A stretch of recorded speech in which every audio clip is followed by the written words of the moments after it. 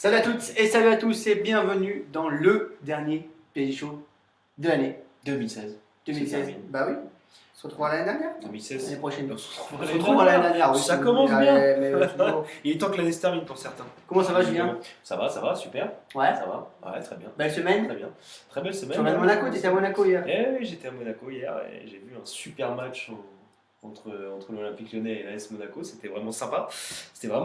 Et on a eu un beau week-end de foot malgré la déconvenue parisienne. Il y a eu des beaux matchs ce week-end, c'était assez sympa à suivre. Je ne sais pas ce que vous en avez pensé, je ne sais pas quel match vous avez regardé, s'il y en a un qui vous a un peu plus marqué que les autres, mais je trouvais ce week-end foot sympa. Exactement. J'ai mon petit téléphone, on va répondre à toutes vos questions pour la dernière de l'année. On va parler d'Unai Emery, sa situation.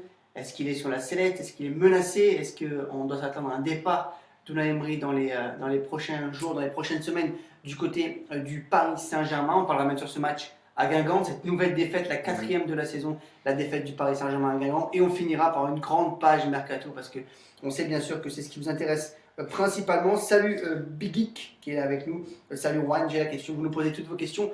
On est là pour y répondre. Mais avant, on a un cadeau exceptionnel. Un super cadeau offert gagner cette semaine. Julien, c'est à toi. Le maillot de la joueuse du Paris Saint-Germain, Christiane, qui nous a accordé une belle interview sur goal.com et donc qui nous a gentiment donné son maillot pour vous l'offrir, vous, lecteurs. Il est signé. Et suiveurs, voilà, dédicacé et suiveurs du PSG Show. Ce maillot, on partage en bas. On aime la page, on partage, on fait tout. Et il y aura un tirage au sort comme d'habitude pour savoir qui va recevoir chez lui ce super maillot. Vous avez jusqu'à demain midi pour partager l'émission et pour gagner ce maillot de Christiane. D'ailleurs, si je ne dis pas de bêtises, je vais aller chercher ça tout de suite. Si je vais y arriver, mais bon, je vais y arriver. Allez, Christiane, elle vous présente même son maillot. E aí, galera, vai rolar sorteio para todos vocês que são fãs do PSG Show e Gol. Uma camisa minha autografada, então vamos lá. Vamos ficar na torcida para ver quem que vai sair com essa camisa.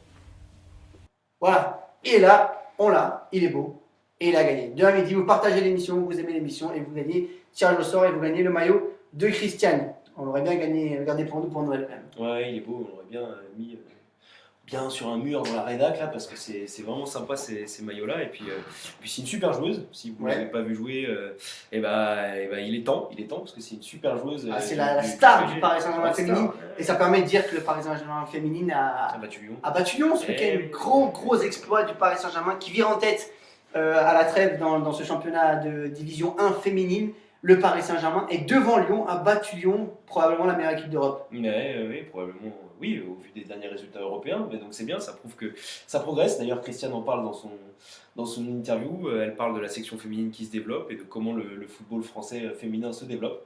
Donc allez-y, allez lire ça. Et puis précipitez-vous pour gagner son maillot. C'est juste avant Noël, c'est parfait. Si vous allez d'ailleurs sur le je vais le garder comme ça, regardez. Je vais me le garder un peu comme ça. Voilà, je peux pas le mettre, c'est trop petit pour moi. C'est du M. Tiens, vous le dire hein, pour les tailles, c'est du M à l'élevé du M. Si vous allez sur le site d'ailleurs, vous allez voir l'interview. Du M pour les filles. Les garçons qui font du M, c'est pas pour vous. Si vous allez sur le site sur goal.com tout de suite, vous allez voir l'interview de Christiane. Elle parle de beaucoup de choses. Elle parle notamment de ce match face à Lyon. Et surtout, Christiane est une joueuse qui signe des contrats d'1 an. Tout le temps. Donc c'est la 2e saison qu'elle est au Paris Saint-Germain. Et cet été, elle avait une offre de Barcelone. Elle pouvait partir à Barcelone. Elle a choisi de rester au Paris Saint-Germain. Petit extrait de l'interview, le reste sera retrouvé sur le site. Pourquoi Christiane est restée au Paris Saint-Germain cet été? Eu acho que foi o que o clube ofereceu para mim em todos os sentidos, de estrutura, que eles têm aqui, parte financeira, o trabalho do Patrice. Então eu acho que isso eles demonstraram ter um interesse muito grande para mim e acho que foi bacana eu poder aceitar e saber como seria trabalhar com o Patrice, porque eu nunca tinha trabalhado, só escutava algumas coisas, então eu acho que isso acabou valendo mais a pena. O Barcelona ele está crescendo bastante, ele está tentando colocar as meninas num nível muito grande, mas o PSG acabou me oferecendo coisas que foram melhor para mim. Voilà, pour l'interview de Christiane qui est retrouvée, d'ailleurs, vous voyez, vous cliquez en dessous, vous avez l'interview de Christiane en dessous pour le PSG. Et je vous rappelle qu'il y a ce maillot à gagner. Partagez l'émission, de toute façon on vous le dira plusieurs fois pendant l'émission. Voilà pour les féminines, et un gros coup de chapeau aux joueuses féminines du Paris Saint-Germain, mais Mais ce qui vous intéresse, et voilà, je vois qu'il y a pas mal de personnes déjà qui sont en train de, Faut parler des gars. de parler des gars, voilà, qui sont en train de nous dire que voilà, les filles relèvent le niveau. Bidic nous dit quand même que Ah. félicitations aux féminines. Voilà, Yannick qui nous dit c'est cool de parler des féminines, mais c'est le PSG mec qui serait pas mal si décevant, ce ne serait pas le cas. Voilà, on parle des mecs, on va parler d'Unai Emery et de la situation d'Unai Emery actuellement au Paris Saint-Germain. Julien, est-ce que tu as vu le match face à Guingamp? Ouais, bien sûr, oui, j'ai vu le match, j'ai regardé ça avec attention. En plus, je suis pas mal cette équipe de Guingamp que j'avais été voir, notamment contre Nice, où ils avaient perdu, mais ça avait été un très bon match de leur part. C'était une opposition dure qui attendait les Parisiens. Bon, on attendait autre chose. On attendait autre chose de leur part. On attendait ce qu'ils relèvent un peu la tête après dans cette période compliquée. Ils se sont fait manger. Les Parisiens, ouais, il y a beaucoup de choses à dire sur ce match-là. On a Canon qui nous dit peut retourner en Espagne, il nous fait perdre nos paris sportifs. Ah bah ouais, désolé. C'est vrai que si vous pariez sur le Paris Saint-Germain en ce moment, vous ne devez pas vous faire beaucoup d'argent.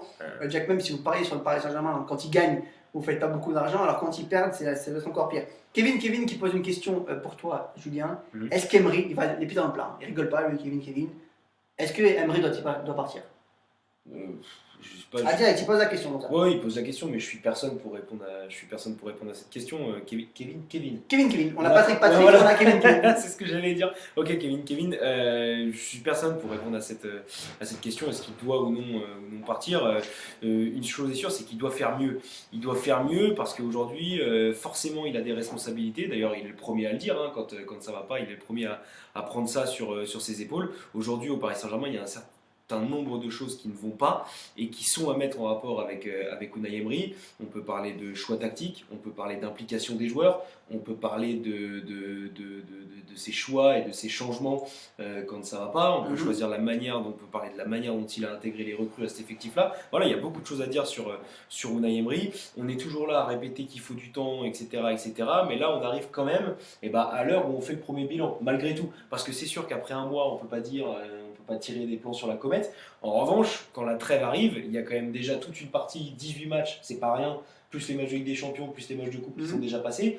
Voilà, on a le droit quand même de tirer un petit bilan à la trêve, et ce petit bilan-là, malheureusement, il arrive pas bien pour Unai Emery. Parce que lui-même l'avait dit, on fera un premier bilan à la trêve, donc il reste encore un match mercredi face à Lorient. Un match qui ne changera pas grand-chose.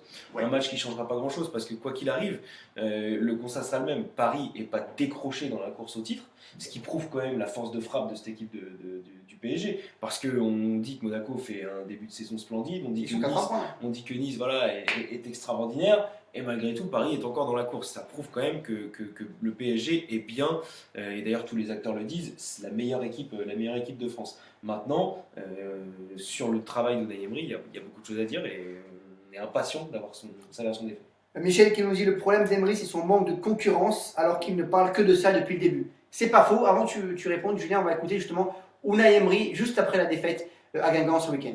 En ce moment n'est pas entré, l'équipe il a besoin de la calme et que continue avec la constance et la confiance.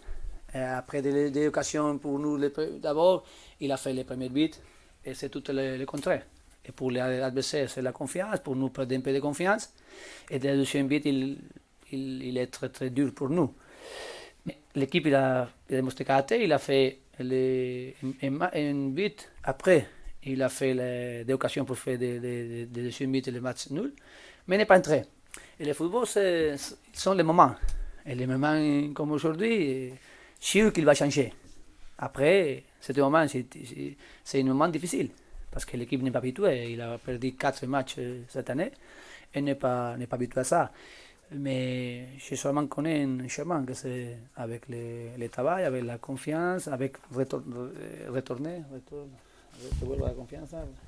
Qu'on revienne la confiance. On revient la confiance et continuer le travail et être ensemble. C'est important d'être ensemble et penser le mercredi, que le mercredi c'est l'autre partie du football qu'il donnait pour changer ce moment. Et le football, c'est ici. J'ai vu beaucoup de moments très bons, et beaucoup de moments, moins de moments mal. Et je crois que beaucoup de joueurs ici les mêmes, et le PSG pareil. Beaucoup de moments bons, et moins de moments mal. Et aujourd'hui, nous nous vivons les moments mal. Voilà, pour Unai Emery qui parlait après la défaite à Gand. On a une autre petite vidéo d'Unai Emery prise tout à l'heure, mais on sent quand même Unai Emery un petit peu marqué. Je ne sais pas si vous voyez les traits de son visage, on sent que c'est un peu difficile pour lui en ce moment quand même. Même si en privé, allez sur le site, là encore, vous avez un papier sur la situation d'Unai Emery en ce moment. Emery ne va rien changer à sa manière de travailler. Hier, il a travaillé déjà sur le match face à Lorient. En privé, ses proches racontent qu'il est très positif, qu'il sait qu'il va se sortir de cette situation. Mais on le voit marqué, on le sent quand même que c'est difficile pour lui. Ouais, mais c'est difficile parce qu'il est arrivé avec un challenge qui est quand même important pour lui. Il était face à un gros challenge. Je vous rappelle quand même que c'est un entraîneur qui est certes un vécu, mais qui n'a jamais été à la tête d'un club qui prétend gagner la Ligue des Champions. Donc c'était un gros challenge pour lui. Il a commencé sur les chapeaux de roue, il s'est donné à fond, à 100%. Il a pris rapidement les critiques de la presse. Ça ne marchait pas super bien. Ça, c'était à Guingamp. Regardez le cadeau après le match à Guingamp. Ouais, c'est intéressant cette image parce qu'effectivement, c'est ce qu'on aimerait un peu plus voir côté. La rage. Côté parisien, mais bon voilà, Unai Emery, oui, certainement que lui aussi a besoin de la trêve pour prendre peut-être quelques jours de repos, s'oxygéner un peu l'esprit parce que ça n'a pas dû être évident ces derniers jours. Voilà, on a déjà des personnes qui nous disent, Nicolas, par exemple, est-ce que tu as des noms au cas où Emery partirait? Alors, moi je veux bien vous donner des noms, je veux bien vous dire que, comme tout le monde, que Roberto Mancini, que Fabio Capello, que Luis van Gaal sont des entraîneurs cités par le côté parisien, mais au jour d'aujourd'hui, on assure du côté du Paris Saint-Germain, et j'ai plutôt tendance à croire les gens qui nous disent ça, que le Paris Saint-Germain n'est pas à la recherche d'entraîneurs et que Patrick Kluivert, qui est directeur du football et qui est donc la personne avec Nasser Al-Khelaifi qui se chargerait éventuellement de recruter un nouvel entraîneur, n'a contacté aucun entraîneur. Aujourd'hui, je pense que surtout les noms qui sont cités dans la presse, ce sont plutôt des noms qui se sont proposés ou qui se verraient bien au Paris Saint-Germain et qui du coup essayent de faire ressortir leur nom dans la presse pour essayer de faire, si par exemple Patrick Kluivert voit dans les médias que Luis van Gaal serait plutôt intéressé, comme il le connaît bien, il pourrait l'appeler, il pourrait dire tiens, c'est pas une idée intéressante. Donc je pense plutôt qu'on est dans une situation comme ça où Roberto Mancini par exemple s'est proposé au club. C'est quelque chose qu'on est en mesure de vous confirmer, pas pour Fabio Capello ni pour Luis van Gaal, mais aujourd'hui sur le marché libre, en parlant d'entraîneur libre, il n'y a pas d'entraîneur qui collerait avec l'image qu'aimerait dégager le Qatar du Paris Saint-Germain.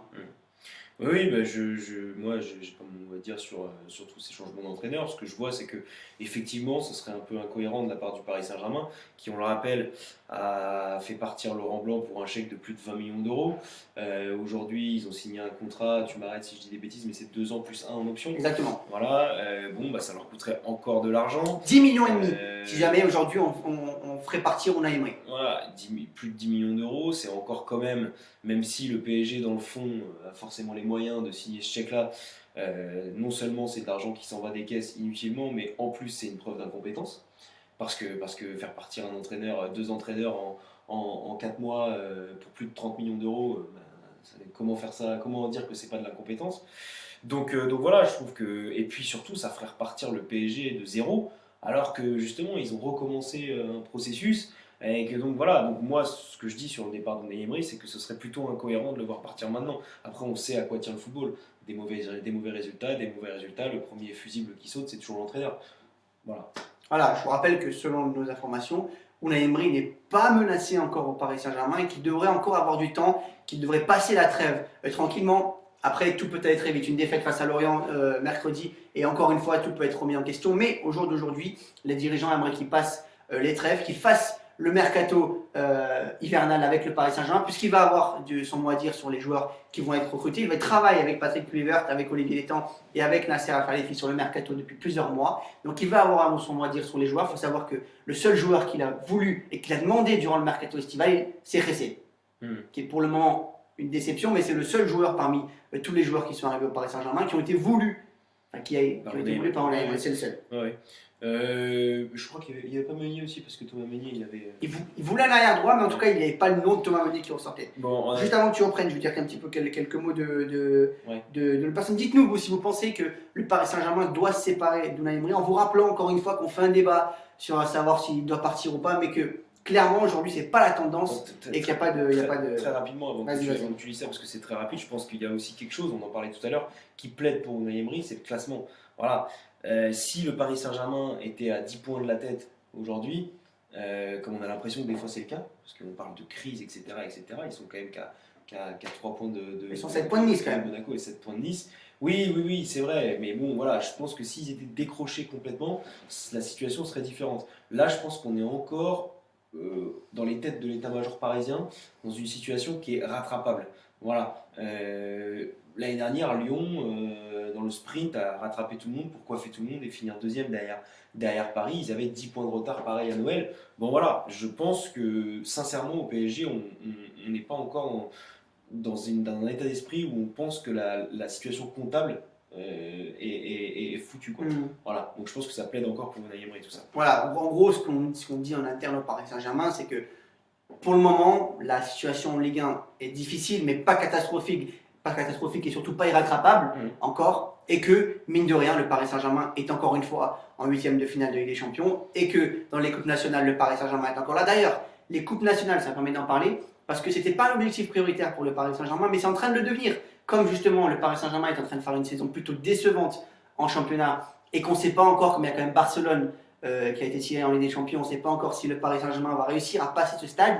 Si le Paris Saint-Germain perd en huitième de finale de Ligue des Champions, il faudra remporter les deux coupes. Ce n'était pas l'objectif prioritaire de Unai Emery, mais là, il y a le vent qui tourne au niveau des coupes, et voilà, Unai Emery va devoir faire en sorte que le Paris Saint-Germain aille jusqu'au bout de ses coupes également. Ouais, bien sûr, même si ça ne le sauvera pas, mais bon, on reste quand même sur 2 années avec le quadruplé signé par le Paris Saint-Germain, donc forcément ça fixe la barre très haut. Moi, il y a quelque chose que j'ai un peu de mal à comprendre. Je pense qu'il y a un problème il y a un problème de cohérence, parce que aucun des chefs parisiens n'a osé dire qu'on se trouvait au Paris Saint-Germain aujourd'hui dans une année de transition, dans une saison de transition. Tout le monde a voulu dire le contraire. Voilà, c'est des mots qu'on n'a pas entendus, ça. Mais la réalité, pour autant, quand on demande à un entraîneur du temps, quand on lui demande d'aller au mercato et de mettre sa patte, de changer le style d'une équipe, de ramener ses propres joueurs pour pouvoir construire sur ses propres idées, comment est-ce que ça s'appelle à part une saison de transition, ça? Moi, je sais pas. Alors après, peut-être que Paris se croyait tellement supérieur qu'ils se sont dit que même dans une année de transition, ils seraient quand même au-dessus. La réalité, c'est que dans une année de transition comme cette saison-là, eh ben, ils sont ric-rac avec des bonnes équipes en France qui ont de l'expérience, qui ont de très bons joueurs. Et face à Monaco, face à Lyon, face à Nice, c'est un peu compliqué. Mais quand on y pense, quand on prend un peu de recul, c'est assez logique finalement. Regardez le calendrier du Paris Saint-Germain sur le mois de, juste en dessous de nu, sur le mois de décembre, il est quand même frappant. Une seule victoire, c'était face à Lille en Coupe de la Ligue. Aucune victoire pour le moment au mois de décembre en Ligue 1. Il reste un match. Le temps pour moi de reprendre un petit peu vos questions. La Mehdi qui nous demande, oui, est-ce qu'il n'a pas demandé Krikoviak cet été? Non, Krikoviak était suivi par le Paris Saint-Germain avant qu'Unai Emery vienne, et c'était Olivier Létang qui a fait le deal pour que Krikoviak rejoigne le Paris Saint-Germain. Nicolas qui nous dit non, il ne doit pas partir. Yannick qui nous dit il faut garder Emery et prendre un leader qui manque depuis Ibra. Très juste, on va y revenir sur ce que tu viens de dire, Yannick, c'est une petite information très juste que tu nous donnes. Avec une défaite à Lorient, il faut le virer, nous dit Hugo, on est encore loin d'être là. Il faut qu'il parte, nous dit Guy. Christophe nous dit il faut surtout faire un bon recrutement lors du mercato. Et après, on est parti sur le mercato, sur tout ça. Paris a l'objectif de Ligue des Champions et maintenant, voilà qu'il se contente sur les coupes, nous dit Hugo. On n'a pas dit qu'il se concentrait sur les coupes, on dit que justement les coupes étaient en train de devenir tout doucement un nouvel objectif. Jean-Baptiste qui pose une question, le PSG ne regrette-t-il pas aujourd'hui le départ de Laurent Blanc? Alors c'est clair et net qu'aujourd'hui c'est non, tout simplement parce que il y a eu des pressions de la part, il faut que tu fais un petit peu sinon tu vois, ça grisaille sur ton épaule. Il n'y a pas de regret aujourd'hui d'avoir fait partir Laurent Blanc, parce qu'encore une fois, du côté de l'état-major parisien, on affirme que Unai Emery est l'homme de la situation et qu'on est sûr d'avoir pris le bon entraîneur pour mener à bien la nouvelle partie du projet du Paris Saint-Germain. Et quand on parle de nouvelle partie du projet du Paris Saint-Germain, on parle d'aller plus loin en Coupe d'Europe. Et c'est sur ça qu'il va être jugé, mine de rien. Ouais. Après, c'est toujours pareil. Le juger sur du très court terme, c'est compliqué. Aujourd'hui, bon, on ne sait pas encore ce qui se passera et dans quel état de forme seront Je remets le calendrier du mois de décembre. Seront les équipes en février et en mars. Mais si le PSG venait à sortir contre le FC Barcelone en huitième de finale, personne ne crierait au scandale. Parce que Paris joue bien ou que Paris joue mal sur les dernières années, ça a été le même sort. Ouais. Voilà, donc aujourd'hui, personne n'en voudrait à Unai Emery. Donc voilà, moi si je devais me positionner, je dirais que j'aimerais bien qu'on laisse effectivement du temps à Unai Emery, parce que quand je regarde le Paris Saint-Germain aujourd'hui, eh ben, je ne vois pas où il veut en venir, je vois pas, mais je vois qu'il cherche, je vois qu'il essaye, je vois qu'il s'entête, qu'il a vraiment envie d'imprégner sa patte justement et ses idées, et j'ai envie de voir tout ça fonctionner. Et pour l'instant, c'est pas le cas. Après, je sais plus qui c'est qui disait ça, mais qui c'est qui disait Sur qu'il les bras, il y a fallait- même Christophe sur qui les nous dit ne manque-t-il pas un vrai capitaine aujourd'hui? voilà, c'est ça. C'est-à-dire que j'ai l'impression aussi qu'il manque de relais sur le terrain, Unai Emery. On a eu cette discussion il y a quelques semaines sur les joueurs et notamment certains cadres qui n'adhéraient pas forcément aux manières de faire. Bon, bah voilà, j'ai l'impression que Unai Emery manque de relais sur le terrain, et on sait qu'un coach sans ses joueurs, il a beau avoir les meilleures idées du monde, et ben ça ne fonctionne pas. Donc voilà, je pense que c'est tout ça aujourd'hui qu'il faut améliorer au PSG. Aujourd'hui, moi, je prends toujours l'exemple de ce match à Nantes l'année dernière. C'était au mois de septembre, c'était en début d'année à Nantes sous Laurent Blanc. Le Paris Saint-Germain perd 1-0 à la mi-temps. À la mi-temps, Ibrahimovic, Mota prennent la parole avant Laurent Blanc. Avant que Laurent Blanc ne prenne la parole. Voilà les cadres. Ça a été encadré. Fin du match, 4-1 pour le Paris Saint-Germain. Aujourd'hui, il manque un leader comme Zlatan Ibrahimovic. On pouvait dire n'importe quoi sur Zlatan, mais le rôle de Mario Balotelli, par exemple, à Nice, est immense. Même si ses prestations sont parfois un petit peu en dedans, ben, ce qu'il dégage, ce qu'il apporte à son groupe, c'est encore plus que des simples prestations sur le terrain. C'est ce qu'a apporté Zlatan Ibrahimovic au Paris Saint-Germain, au vestiaire du Paris Saint-Germain, cette façon d'avoir de la gagne, de gagner tout le temps et de haïr la défaite. Aujourd'hui, les joueurs ne l'ont plus. Ouais, alors concernant Balotelli, je sais pas exactement. Zlatan, c'est un fait établi, tout le monde l'a dit sur le fait qu'il déteste perdre, et que voilà, même au moindre jeu de taureau entre eux, il supporte pas de perdre. Maintenant, il y a quand même une différence entre le Paris Saint-Germain aujourd'hui et Nice avec Balotelli, c'est que Balotelli est une superstar dans un effectif où il n'y en a strictement aucune. Au Paris Saint-Germain, il n'y a plus de méga stars comme était Ibrahimovic, mais il y a des joueurs qui ont un statut et qui ne s'en servent pas. André Di Maria, qui effectivement n'a pas les prestations pour taper du poing sur la table en ce moment, mais il pourrait le faire parce que son statut lui permettrait de le faire. Thiago Silva, où est-il quand il faut crier, à part dire qu'il préfère se taire en zone mixte? On n'a vu personne. Thiago Motta, à la limite, j'ai l'impression que c'est peut-être lui qui a un peu le lead dans le vestiaire à ce niveau-là. Il y en a un qui est en train de prendre le dessus sur tout ça, c'est Marco Verratti. Ouais. C'est Marco Verratti qui est en train de sentir qu'il faut un leader, et c'est lui qui est en train de prendre le leader. D'ailleurs, je me demande, et c'est pas une information, je me demande si Ibra n'est pas vraiment derrière tout ça également. C'est très proche de Verratti qui ne pourrait pas glisser. Écoute, c'est à toi de prendre le leadership, alors que tout le monde en zone mixte après le match face à Guingamp expliquait qu'il n'y avait pas de crise au Paris Saint-Germain. Lui, il est arrivé devant la presse, il a dit oui, c'est la crise aujourd'hui, on n'est pas bon, il faut qu'on relève la tête, c'est pas normal de rentrer sur le terrain en n'étant pas à 100%. Il dit les choses vraies comme un leader, et comme ne le font plus Thiago Silva, Thiago Motta, Blaise Matuidi, ils sont tous passés. Motta, Matuidi, Thiago Silva, les trois sont passés en zone mixte, plus Marco Verratti, sont 4 à passer en zone mixte. Les trois, qui sont les trois, le capitaine et les deux vice-capitaines, et Marco Verratti derrière. 3 discours pour les mêmes, et Verratti qui avait un discours complètement différent, mais peut-être le plus honnête. Sachant que Verratti avait quand même les moyens de le faire après le match face à Guingamp, parce que concrètement ça a été quand même le seul à être bon sur la pelouse. Voilà. Donc il s'est senti peut-être pousser des ailes. Je ne juge pas s'il a eu tort ou raison de le faire. Je ne sais pas comment ça a été pris dans le vestiaire, comment ça a été pris par la suite, mais en tout cas, voilà, si Verratti continue de surnager comme ça au milieu de ses partenaires, et qu'il a envie de le prendre, ce leadership, il ne faut pas qu'il s'en prive, parce que c'est lui qui pas prend le leadership. Et justement, comme je vous disais, Motta, Silva, Matuidi ont tous relativisé la défaite, contrairement à Marco Verratti. Ben écoutez, Unai Emery fait exactement la même chose que ses cadres du vestiaire. Non, l'équipe il est un bon joueur. Peut-être pour quelques moments nous avons besoin de les joueurs qui sont blessés comme Pastore et comme Rabiot, mais c'est pour la concurrence de l'équipe, et pour que l'équipe avec 7 joueurs il a beaucoup de différentes options pour les jouer, parce que la capacité et la qualité de par exemple de 7 joueurs qui sont Pastore beaucoup de temps il est blessé, et pour Rabiot pour ce moment, mais n'est pas pour dire que n'est pas la capacité avec les joueurs. Quand il y a tous les joueurs bien, votre capacité c'est mieux. Et seulement c'est ça, mais je suis content aujourd'hui. Et je l'ai dit hier, oui, le résultat c'est mal, nous sommes en mal moment. Mais tu as donné, tu as travaillé, tu as fait les plans que nous avons parlé.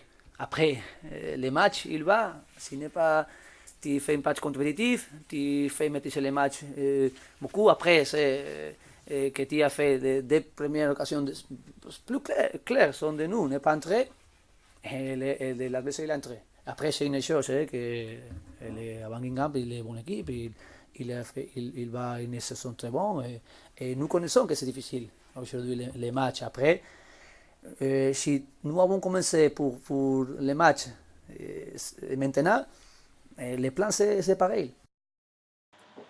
Je suis content. Voilà les mots d'Unai Emery après le match face à Guingamp. Ça peut surprendre après à la décharge d'Unai Emery. Je pense qu'il n'utilise pas vraiment le vocabulaire et tous les mots encore qu'il aimerait en français. Oui, mais c'est une... Enfin, je veux pas tirer la sonnette d'alarme, mais cette communication-là, elle est catastrophique, cette communication. Mais je pense qu'elle n'est pas voulue. Mais oui, mais qu'elle soit pas voulue, très bien. Mais enfin, je sais, j'ai été plusieurs fois en conférence de presse devant Unai Emery. C'est la manière dont il répond aux questions est une catastrophe. Vraiment, c'est une catastrophe parce que on est en face de lui, on pose une question, on obtient une réponse et on ne sait pas vraiment si il a dit ce qu'il a voulu dire, si on a bien compris ce qu'il avait voulu dire, etc., etc. Donc ça induit tout le monde en erreur parce que peut-être que lui ne dit pas ce qu'il veut dire, peut-être que nous on comprend carrément autre chose et au final il n'est pas gagnant. Il n'est pas gagnant. Moi, il parle pas bien français, Unai Emery. Il fait l'effort de parler en français. C'est remarquable.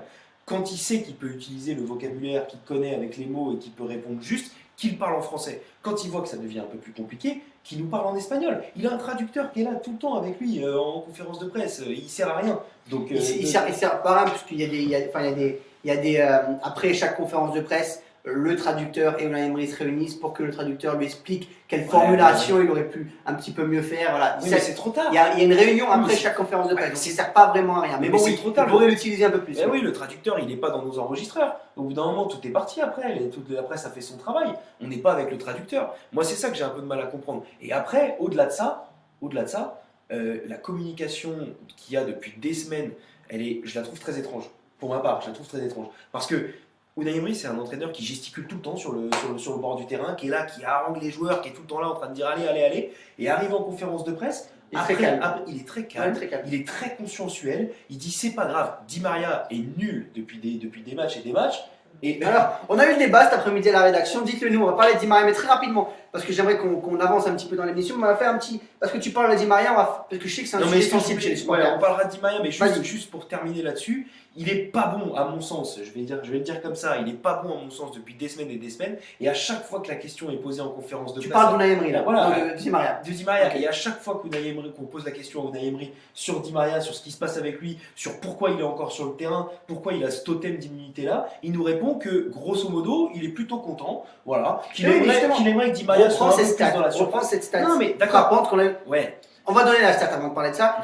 Cette stat qu'on a juste après-midi. Non mais je voulais qu'on en parle après. Ce que je voulais dire sur Laisse pas parler. Hein. Non mais c'est pas ça. Mais je veux finir sur Unai Emery pour dire que il y a quelque chose qui cloche dans sa communication, c'est qu'il devient en conférence de presse et devant les journalistes très consensuel. Il défend non-stop ses joueurs, alors que quand même ces dernières semaines, ils sortent de contre-performances qui sont aberrantes ces joueurs. Et c'est un discours qu'on retrouverait jamais avec je ne veux pas comparer parce que c'est un peu bête ce que je vais dire, mais bref, il ne devrait pas se comporter comme ça. Il devrait aussi pousser un coup de gueule à un moment donné Unai Emery, parce que ces joueurs, il les met dans un certain confort en faisant ça. Ils ne sont pas inquiétés les gars. Di Maria, il est match après match, il répète les contre-performances, il est 90 minutes sur le terrain tout le temps. 90 minutes ou 80, enfin bref, il est tout le temps titulaire. Il ne fait pas jouer de la concurrence avec tout le monde. Et derrière, il est, voilà, oh bah écoute, on perd à Guingamp, c'est pas grave, je suis content, j'ai vu des bonnes choses. Ouais, mais bon, je pense que les joueurs, à un moment donné, tout Thiago Silva, tout Angel Di Maria qu'ils sont,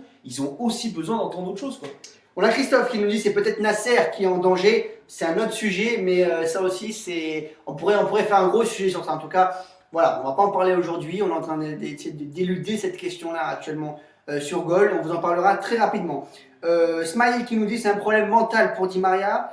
J'ai bien aimé le commentaire de Michel qui nous dit Di Maria il est nul, t'es gentil, c'est son cousin sur le terrain. Alors c'est peut-être pas entre elles, c'est peut-être pas Bito Di Maria qui 15 non, voilà, c'est la petite blague marrante comme d'habitude. Voilà pour. Ce serait une explication. On va donner la stat sur Di Maria parce que cet après-midi, on a eu le débat à la rédaction sur Angel Di Maria. Et Julien a trouvé une statistique dans notre base de statistiques fournie par nos collègues d'Opta. Statistique très intéressante où tu dis que Angel Di Maria est le deuxième joueur de Ligue 1 à avoir créé le plus d'occasions. 46 occasions créées, juste derrière Riyad Boudbouz qui a 47. 46 occasions créées, ça veut dire qu'il délivre des ballons pour ses partenaires, ça veut dire qu'il crée du danger, mais qu'il ne le concrétise pas ou que ses partenaires ne le concrétisent pas pour lui. Mais c'est quand même un chiffre qui montre qu'il peut être encore décisif. Oui, je suis d'accord. Après, pour moi, cette stat, je suis d'accord que de prime abord, elle est plutôt surprenante. Parce que quand on voit jouer Angel Di Maria, et je pense pas qu'il aura beaucoup de gens pour le défendre sur ses dernières prestations, je pense pas non plus. Il est clairement pas au niveau. Et pourtant, et même depuis le début de la saison, et pourtant, on s'aperçoit qu'effectivement, il est le deuxième plus grand créateur d'occasion de la Ligue 1. Maintenant qu'on a dit ça, je pense aussi que c'est à relativiser. Parce que le Paris Saint-Germain est une équipe qui domine tous les matchs.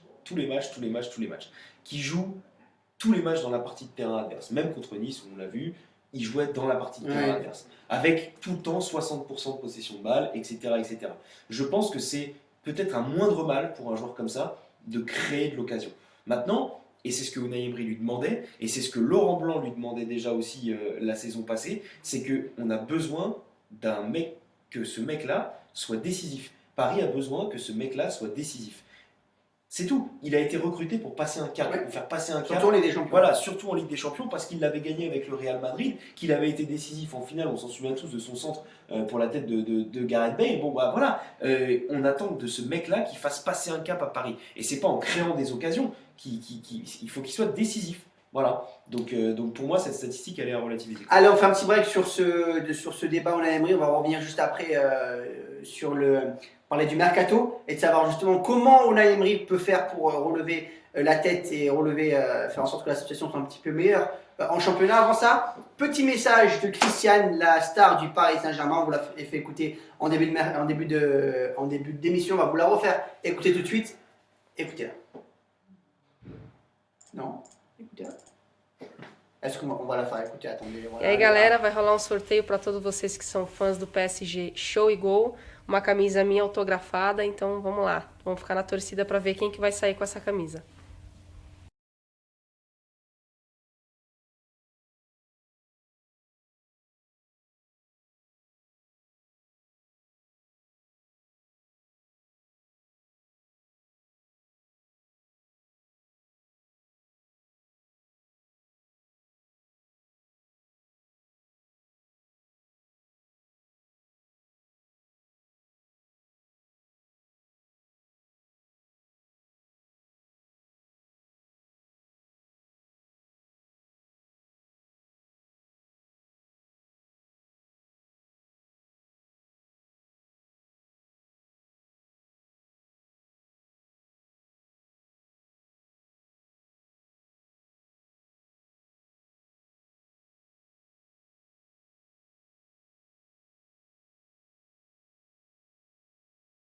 Il n'y avait plus de son. Oh là là, il n'y avait plus de son. Là, on va recommencer. Il n'y avait plus de son. Là, il y a du son. Donc là, vous nous écoutez. On a dit qu'on faisait gagner le maillot de Christiane. D'ailleurs, un grand merci à Gary de Jésus qui a fait le montage de ce maillot où Christiane nous fait gagner son maillot. Gary qui a participé bien sûr à l'interview que vous retrouvez sur goal.com. On a fait l'interview tous les deux et vous retrouverez bientôt Christiane qui vous fera un petit tuto sur le site. Elle vous expliquera comment faire des passements de jambes, comment réaliser un beau geste technique, des beaux passements de jambes.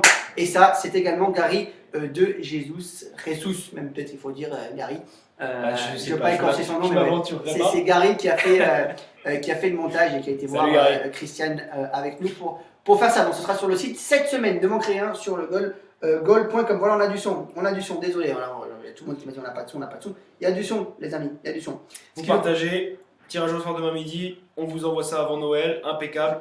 Pour les femmes, c'est du M. Pour les pyjamas éventuels, c'est du M aussi. Voilà. Il faut partager l'émission.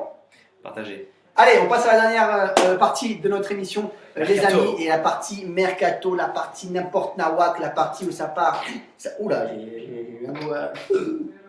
La partie où ça part totalement en cacahuète parce que, oui, les gars, le mercato, vous en avez l'habitude, il y a des noms qui partent de partout, dans tous les sens. Le Paris Saint-Germain va acheter 250 joueurs au mercato de janvier. Il vire Comme tout le vous monde. avez- Il vire tout le monde. Avant ça, je vais vous montrer un Tout petit le monde. but. Un petit but, puisque Ah.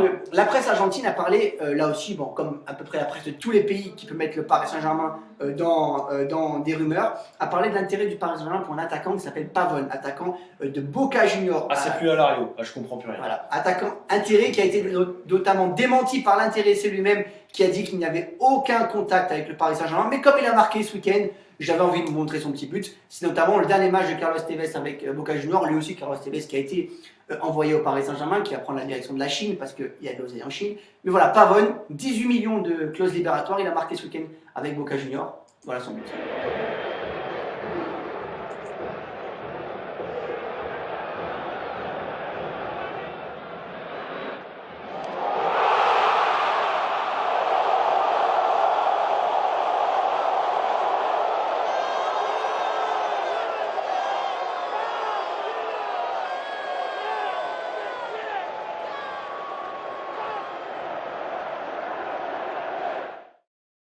En France, on appelle ça une tova. Je sais pas si tu l'as vu. Le but de Thomas contre Lille. Ouais. Alors, Mais avant qu'on reparle du but de Vas-y. de ce Pavone, est-ce que tu connais son prénom? à Pavone. Ouais. Non. Non, il s'appelle Graine de Pavone. Voilà, J'ai allez, pas- j'y vais. Il faudrait que je prenne des sons quand c'est comme ça. Ouais. Voilà, comme ça, moi.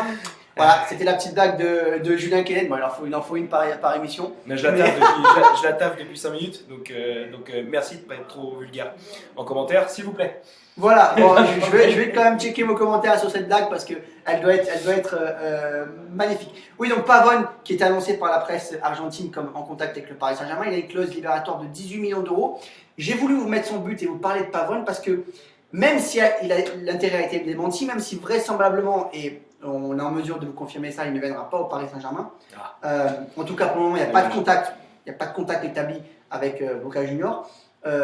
Il a le profil presque idéal pour vous savez que le Paris Saint-Germain est à la recherche d'un attaquant, est à la recherche d'un milieu de terrain, est à la recherche d'un défenseur central, et est à l'écoute de toutes les opportunités. C'est-à-dire que Draxler, par exemple, pourrait être une opportunité. Ça, ce sont des faits, c'est des informations vérifiées, les amis. Ça ne veut pas dire que tout le monde va arriver, c'est-à-dire que le Paris Saint-Germain regarde ce qu'il fait un peu sur le marché.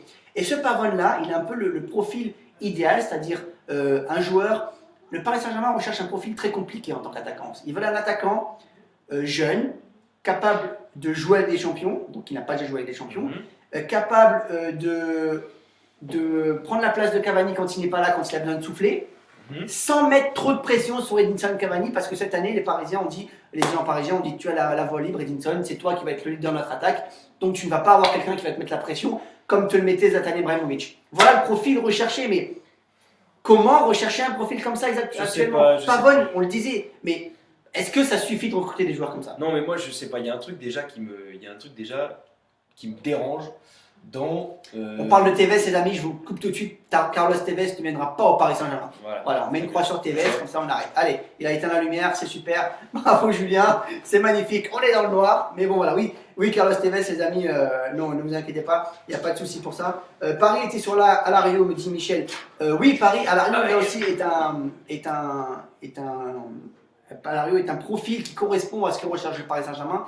Mais il est cher et le Paris Saint-Germain ne compte pas dépenser beaucoup d'argent sur un attaquant numéro 2 qui viendrait concurrencer Edinson Cavani sans trop lui mettre de pression. Il mettrait plus d'argent sur. Vas-y. Non, mais avant que je fasse n'importe quoi avec la lumière, là, je disais qu'il y avait un truc qui me dérangeait dans cette idée de recruter un mec qui ferait pas trop d'ombre à Cavani. Non, mais regarde Cavani là, il est pas loin de marquer à Guingamp, le 2-2, il l'avait au bout des pieds là, regarde. Ouais, mais Johnson il est devant là. Mais oui. Et puis Aurier aussi, je pense qu'il.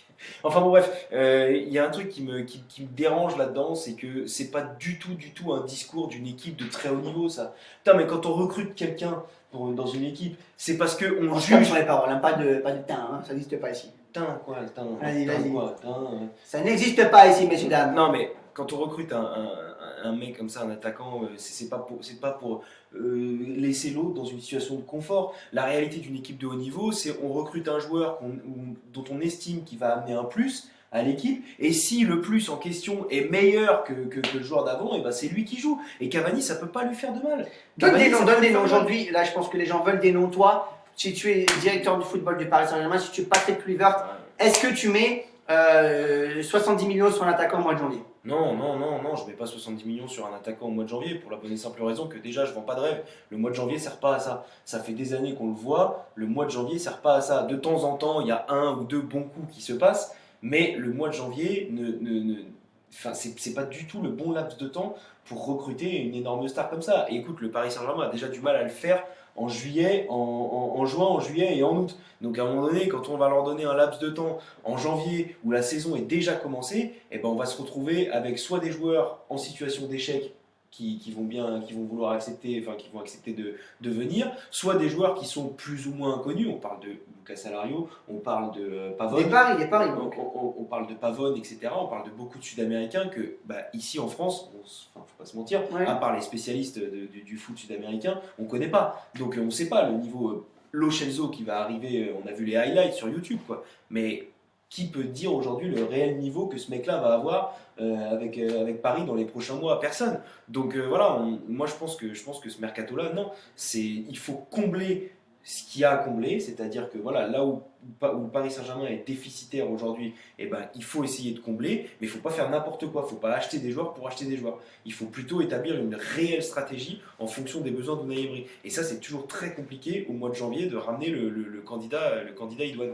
Hugo qui nous demande Draxler, ça en est où? Alors sur le cas de Draxler, c'est un cas aussi intéressant pour voir comment ça se passe dans la presse, puisque beaucoup de personnes ont annoncé que ça y est, Draxler c'était quasiment fait de la part du Paris Saint-Germain. Je vais être encore une fois un peu plus mesuré par rapport à tout ça. Je pense que oui, Draxler est une piste du côté du Paris Saint-Germain. Je pense que voilà, tout le monde maintenant le sait que le Paris Saint-Germain veut Draxler depuis un moment et que le Paris Saint-Germain a essayé de faire venir Draxler cet été. Malgré tout, moi j'ai parlé avec quelques personnes autour de Julien Draxler qui assurent, et là encore une fois, c'est à prendre ou à laisser, hein, mais qui assurent qu'aujourd'hui le Paris Saint-Germain ne discute pas avec l'agent et qu'il y a peut-être des discussions avec le club, mais que ce n'est pas encore arrivé jusqu'aux discussions avec l'agent. C'est-à-dire que, en tout cas, quoi qu'il arrive, Paris et Wolfsburg ne se sont pas mis d'accord pour le transfert de Draxler. Donc ça veut dire qu'il n'est pas si proche de signer en tout cas. J'ai aussi du mal à comprendre cette espèce d'engouement qui naît autour de Draxler. Il n'a pas été mauvais pendant l'Euro, sans plus non plus. Il a été plutôt correct. Ce gars-là, il joue à Wolfsburg. Il n'a jamais rien fait de très précis. Il n'a même pas encore marqué cette saison. Ouais. Il a joué 90 minutes ce week-end alors qu'il était écarté du groupe. C'est une preuve encore une fois que rien n'est acté, puisque si un joueur est acté pour partir, et si jamais il avait déjà signé dans un autre club, il ne jouerait plus jusqu'à la fin de la saison de Wolfsburg pour les risques de blessure. C'est un nom qu'on connaît, et c'est un transfert qui va se tabler s'il se fait aux alentours de 50 millions d'euros, c'est bien ça? Je pense que Wolfsburg en veut au moins 40 en tout cas. Voilà, au moins 40. Je trouve que c'est très cher payé, et encore une fois, ce serait un joueur qui arriverait en situation d'échec. Parce qu'un joueur qui n'a pas marqué, un joueur qui joue à son poste et qui n'a pas marqué depuis le début de la saison, c'est le même poste que Di Maria. C'est le même poste que Di Maria, les amis. Et Di Maria, il a marqué lui. Donc voilà, je sais pas, j'ai un peu de mal à comprendre. J'ai un peu de mal à comprendre cette impatience autour du mercato, parce que c'est pas maintenant, quoi. C'est pas maintenant qu'il faut faire les choses. C'est pas maintenant. Il y a 2-3 trucs à faire, mais mettre 50 millions sur un mec au mois de janvier, à moins que ce soit l'opportunité. On sait par exemple que James va c'est ce que nous dit Fab Karine Roligny, qui nous dit James Rodriguez. Voilà un joueur sur lequel le Paris Saint-Germain doit et va peut-être se pencher. James Rodriguez qui a dit cette semaine lors de la victoire du Real Madrid lors de la Coupe du Monde des clubs qu'il ne savait pas s'il allait rester au Real de Madrid cet hiver. Voilà un joueur sur lequel le Paris Saint-Germain peut mettre 70 millions d'euros. L'opportunité, comme les appelle Patrick Kluivert, le directeur du football. Voilà. Là, sur ça, je pense qu'on va essayer de creuser cette piste, parce que je pense sincèrement que le Paris Saint-Germain va se placer sur James Rodriguez, même si la concurrence va être très rude. Et oui, la concurrence sera rude. C'est un joueur qui est capable de faire des choses extraordinaires. On l'a vu pour les suiveurs de la Ligue 1. Il manque ce numéro 10 pour Unai Emery. Ouais. Il veut ce numéro 10. Il attendait. Ça devait être Javier Pastore cette saison. Ça devait être Hatem Ben Arfa, les deux joueurs qui ne sont pas pour le moment. Et ça pourrait être peut-être James Rodriguez. Non, mais tout à fait. C'est un profil qui aujourd'hui correspondrait à un des besoins du Paris Saint-Germain. Maintenant, la réalité d'un transfert comme ça, et je vais me faire un peu l'avocat du diable en disant ça, mais on est d'accord que James est capable d'être un joueur magnifique. On l'a vu à Monaco, on l'a vu avec la Colombie, on l'a vu à ses débuts au Real Madrid, mais s'il signait cet hiver pour 70 millions d'euros, ce serait encore un joueur en situation d'échec au Real Madrid.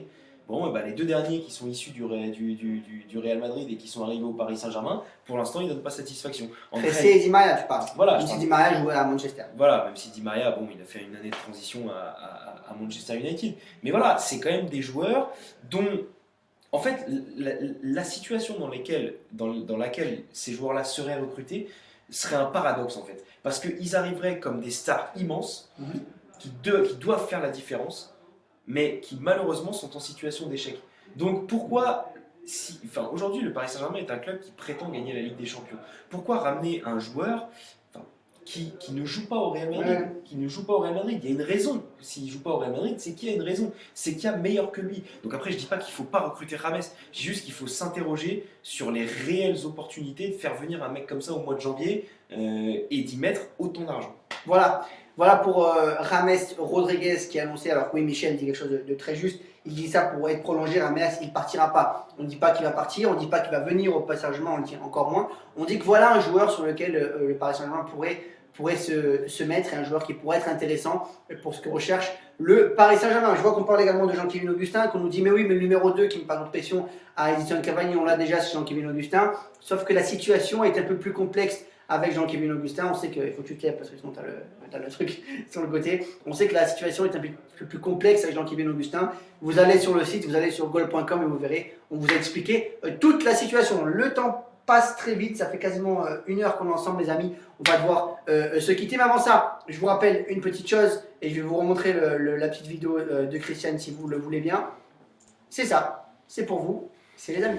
E aí, galera, vai rolar sorteio para todos vocês que são fãs do PSG Show e Gol, uma camisa minha autografada, então vamos lá, vamos ficar na torcida para ver quem que vai sair com essa camisa. C'est le maillot de Christiane qui a gagné, les amis. La star du Paris Saint-Germain féminine. Merci à Gary de Jesus pour la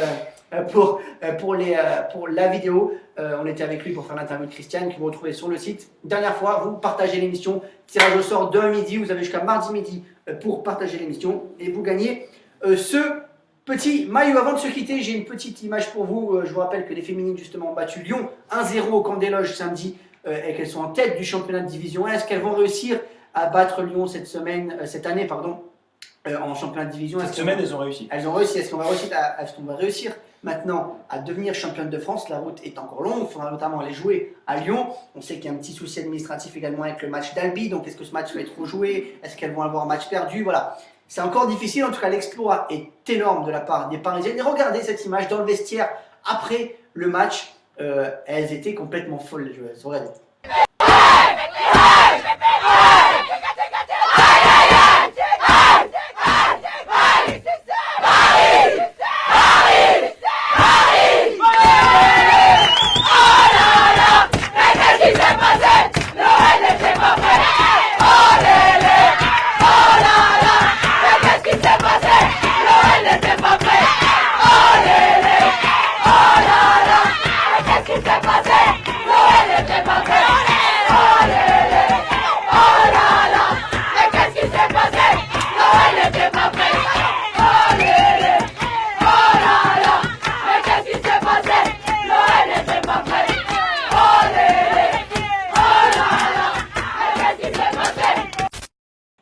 Oh là là, mais qu'est-ce qui s'est passé? L'OL n'était pas prêt. Oh les, voilà. Donc je pense que le petit chambrage vers l'OL, Jean-Michel Aulas a dû apprécier. Bon, il a gagné hier avec Atsour, faut que tu te lèves. Non, mais il a dû apprécier Jean-Michel Aulas, c'était super. En tout cas, voilà les filles qui l'ont emporté. Bravo les filles, voilà. On se quitte pour aujourd'hui sur cette émission du PSG Show. On a été long, mais il y avait beaucoup à dire sur le Paris Saint-Germain dans cette fin d'année, les amis. C'était la dernière du PSG Show en 2016. On se retrouve le 2 janvier en 2017, la veille, la reprise, la veille du départ en Tunisie. 3 jours après la reprise, les Parisiens qui reprennent, je vais y arriver, c'est la fin de l'émission. Les Parisiens qui reprennent le 31 décembre, à part les Sud-Américains qui arriveront un petit peu plus tard. Le Chelsea sera là pour la reprise. Nous, on sera là le 2 janvier prochain pour le PSG Show. On sera là vendredi au Parc des Princes. Moi, je n'y serai pas parce que faut que je prenne un peu de vacances. J'ai fait tous les matchs. Très tiré. J'ai fait tous les matchs du Paris Saint-Germain depuis le début de saison, les amis. Je suis en vacances. Julien sera mercredi au Parc des Princes à ma place. Nous, on se retrouve le 2 janvier pour le PSG Show. On sera tous ensemble en Tunisie, à Tunis, pour la reprise et le premier match du Paris Saint-Germain face au club africain. Ce sera à Rades. On espère que vous allez passer de superbes fêtes, les amis. N'oubliez pas, c'est que du foot. On est là pour s'éclater, on est là pour s'amuser, on est là pour prendre du plaisir. On aime ça, c'est que du foot, les amis. C'est que du foot. C'est pas. Voilà. Faut pas se prendre la tête. Le Paris Saint-Germain est dans une situation délicate. C'est pas grave. Vous allez passer de bonnes fêtes. Tout va bien se passer. Et il y aura une année 2016, 2017 même, riche en émotion, riche en, voilà, je crois qu'il est vraiment fatigué, il est en train de se perdre complètement, il sait même pas où il veut en venir. Non, mais voilà, c'est pour vous dire que passez de bonnes fêtes et qu'on est avec vous les gars, et puis on reste ensemble sur le site, sur goal.com pour toutes les analyses, même pendant les fêtes. Il y a quand même des gens qui travaillent, moi non, mais là qui travaillent. Ouais, non, mais toi tu travailles tout le temps, là tu vas te reposer. On précise quand même qu'il n'y aura pas pas de Facebook Live mercredi, puisque je ne suis pas là. Donc, je n'ose pas. En fait, il ne sait pas comment faire. La technique, c'est pas son ami, donc voilà. Je sais pas. Non, il n'y aura pas de Facebook Live mercredi depuis le Parc des Princes, les amis. Mais on vous fera suivre ça. Voilà. On va sur on le vous fera site, suivre le match sur le site. Vous aurez le résumé, vous aurez le rebond, vous aurez les 6 choses à retenir. Vous aurez tout le traitement habituel, excepté ce petit Facebook Live. Mais sur le Twitter et sur le Facebook de Goal, vous aurez les photos, les vidéos d'ambiance, tout sera nickel. La zone mixte après. Et voilà. Et après, c'est la trêve internationale. La trêve. Okay. Je dis n'importe quoi. C'est le break, c'est les fêtes. Voilà. Je crois qu'il va falloir qu'on se quitte là parce que Allez, on monte le maillot avant de se quitter et on se quitte. Voilà, partager l'émission. C'est le cadeau de Noël. J'en peux plus de montrer ça. C'est le cadeau de Noël de PSG Goal. Voilà. PSG Goal. Ciao les amis. Noël. Éclatez-vous. Merci beaucoup. Ciao, ciao. Ciao.